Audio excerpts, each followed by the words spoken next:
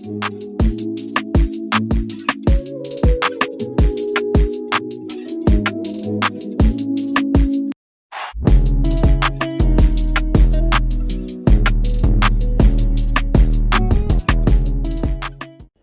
what's going on, everybody? I hope you guys are doing well. I'm going to jump right into this because this is a conversation that I really feel is important. I've touched on it quite a few times throughout the years, but right now I feel that people are in a state where they need to be real about who they are. So, I was talking to my mom this morning, and I was sharing a story about something in the past. And I started to I started to realize that, certain things from my past are playing out in my present. But what I'm really proud of, in a sense, and I don't want to take pride in this because it really isn't about pride. It's just about my growth as a person, is that I'm able to speak freely about whatever it is I'm feeling or I'm thinking from a perspective where it's not, at least in my mind, it's not heightened emotion. It's not, I'm here to tear people down. It's a simple, mere observation, and then backed up by evidence where it's like, hey, I've been down this road before and I can see what that can lead to. The flip side of that is if you on the receiving end are not open to that kind of honesty or that kind of transparency, this can become problematic, and the vision of what's being explained can be skewed to be like a personal attack, or, Corey don't like me, or, she thinks she's smarter than me, or, people can create a whole bunch of narratives off of something that you've said.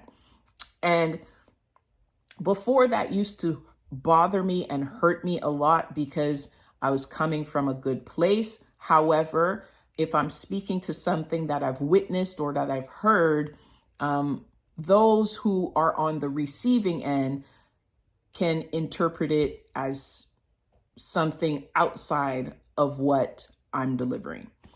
And at this point in my life, I am no longer bothered by that, simply because if you and I can have an exchange where you say your piece and I be quiet, and then I respond to your piece and you be quiet, then deeper understanding can come out of that situation.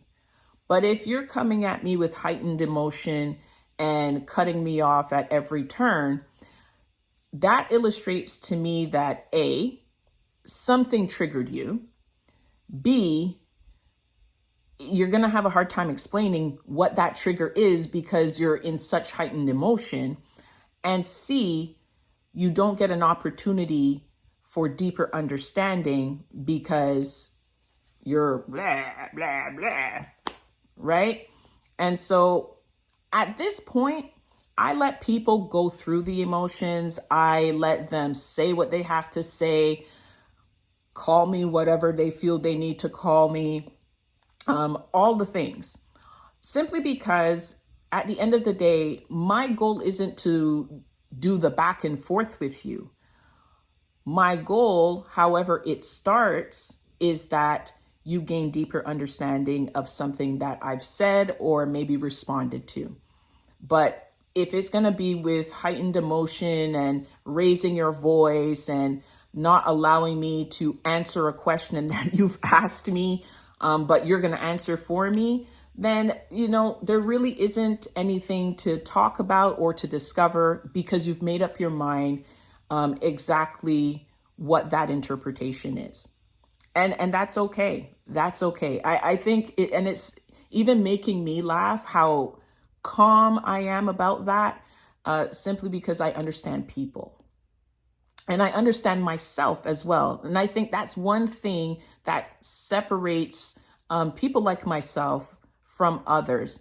And it's not a comparison of, oh, I'm better than you. It's just, how could I say? It's just a distinction, right? So I make mistakes. I can maybe talk out of turn, or I can do something that, oh, you know what, on second thought, that should have not been the approach that I had. I don't have a problem accepting that. What my problem is, and it, like I said, it's really not a problem, is that if I don't get the opportunity to express myself where I can bring clarity to you, and you're dedicated to really just standing 10 toes down on your perspective, then okay. I mean, it's really okay. I'm not going to beat myself up. You're the one with the high blood pressure at this point, not me. But at the same time, I find it just sad and unfortunate, because if you don't slow down to process what someone is saying, or to even just give yourself the opportunity to say, hey, let me take a different perspective and kind of see where, that perspective can go, to give yourself an opportunity for greater understanding, then you stagnate your growth. And there's a lot of people that walk around all day long talking about, I'm here to learn and grow and all of this stuff. But when it's challenged, your learning process or your personal growth, we clap back real hard, real fast. And that's the internal disposition. And so for me, like I said, I get it, because I've been there. I've gone through that experience. And a lot of times the things that I share with people, I share from experience. And it's not to chastise you. It's not to cut you down. It's not to assassinate your character. It's not to, be a mean girl.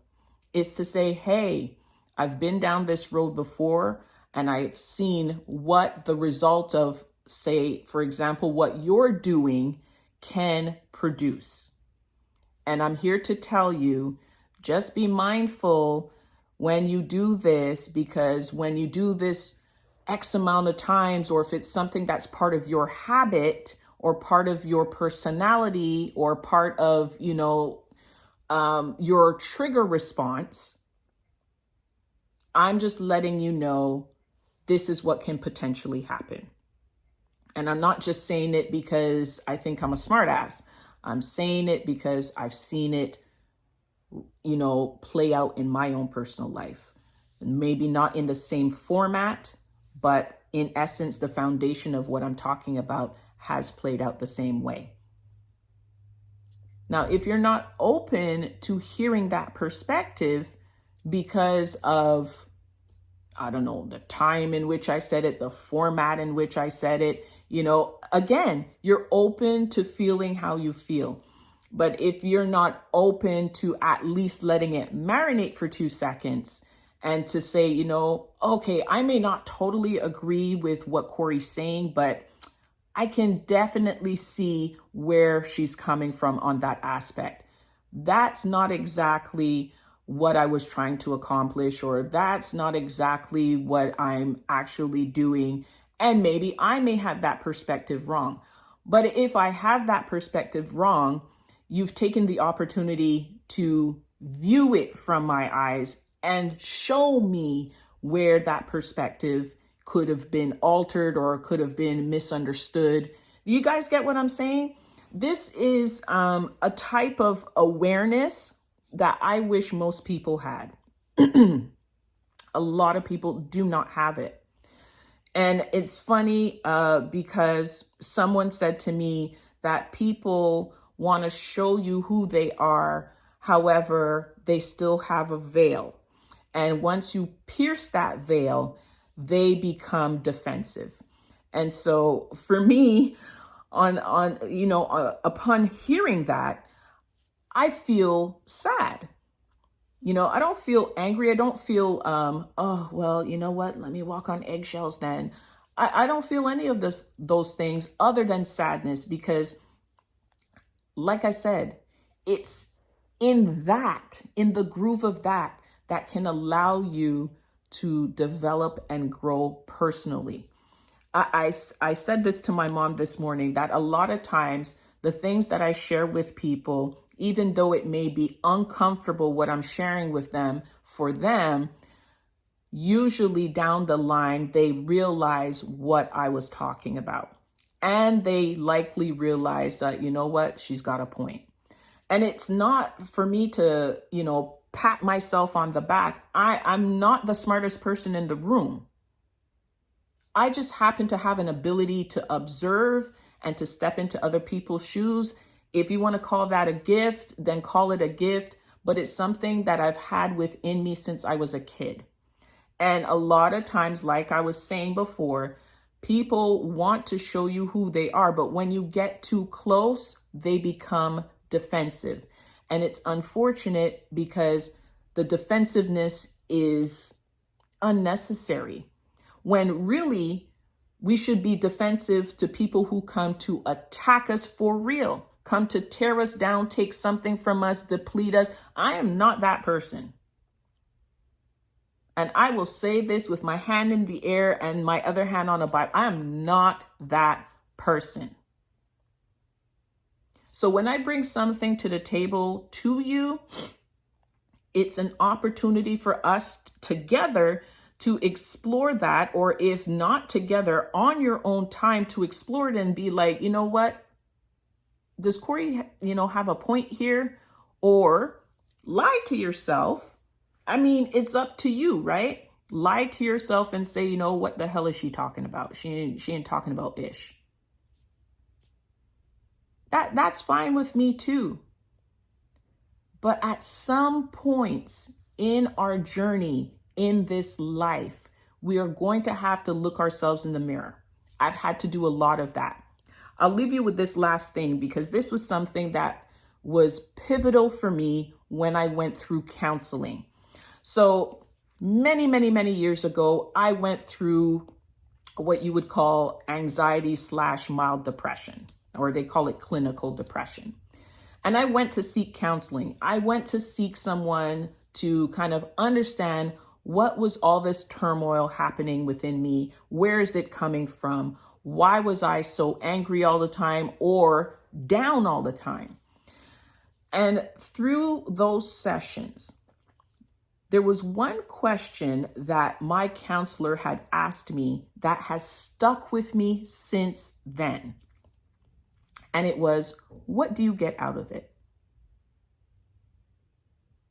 What do you get out of it? And at that time, she was speaking to my anger. At that particular moment, I had a lot of anger towards my parents for different reasons, for which we've all worked out now. But at the time, I was extremely angry. And in some degrees, I didn't even realize I was more angry at one parent than the other. And so through that exploration, she kept asking me, what do you get out of being angry? What do you get out of having these arguments? Or what do you get out of venting all the time? What do you get out of that?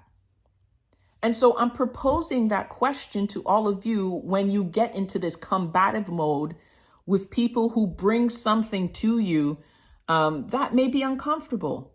What do you get out of the anger, the continued anger, the raised voices, the possible cussing off, the slander, whatever? What do you get out of doing these things? So in asking that question, I'm putting it out there for you now. I'm going to answer that question to you guys. What does Corey get out of bringing certain things to certain people? What I get out of it is creating a conversation. And then number two, hopefully, all depending on what it is, seeing you grow to be a better person. And I know the question could be like, Corey, where do you get off thinking you're the authority on how people learn and develop and grow? I don't have authority, but I do have experience. And that's the thing that I keep trying to kind of bring home in my videos all the time. This is why you're always hearing me say, let it marinate. And the reason why I say let it marinate is because I've had to do that. And when I let things marinate after the heightened emotions simmer down, I can think clearly, I can see clearly, and then I can express clearly. And so if I say something to you at a certain point in the day, it's because I'm at the best place I could possibly be at that moment, where there's no emotions, there's no, I'm going to start yelling and using explicitives to express myself. I try my best not to do that. I want to come across clear, concise, and if I'm feeling emotionally unstable, how do I become clear and concise in that state? So again, I know it's been like 16 minutes, but I hope something in here has helped someone to really just take a moment and say, you know what, how can I apply this into my life? Or, you know, how can I make more sense of what Corey is saying?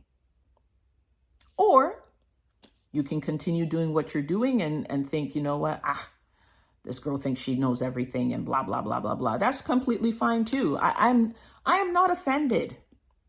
I am not offended. But if something just triggered within you, again, as I've said this over the last 3 years, I invite you to examine that trigger.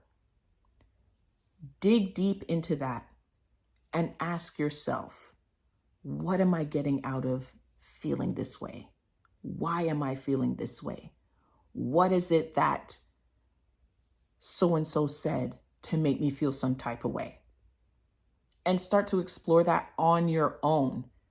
Because trust and believe, a lot of us don't want to live off of our triggers. However, we have difficulty exploring how to work ourselves not only through it, but out of it. And I'm just inviting all of you to take that into consideration, explore that, see what that thing is that's holding you back from living your best life and having the best relationships with people. And that still stands. You're not going to get along with everyone. That's a given. But I'm talking about for those that have meaning and value, what is holding you back from having those relationships glow and flourish in a meaningful way? No one's trying to live in their triggers. So I do invite you to explore that. All right, it's a wrap, guys. This is a lot. And the way it weighs on me because of the fact that my heart breaks for people who just can't see past their anger or see past their supposed offense. And so whenever I speak to people, I always invite them to let something marinate for 2 minutes. 2 minutes. Allow whatever emotion that you're feeling to just neutralize itself and then explore. But if you're going to react and respond out of heightened emotion, you're going to do yourself a disservice. I know this. All right. So you guys take care. Have a great day. This might be the longest I've done in a long time. But like I said from the very top, I think this is an important conversation, not only for us to have one-on-one, but also for us to have with ourselves. You guys take care. Peace.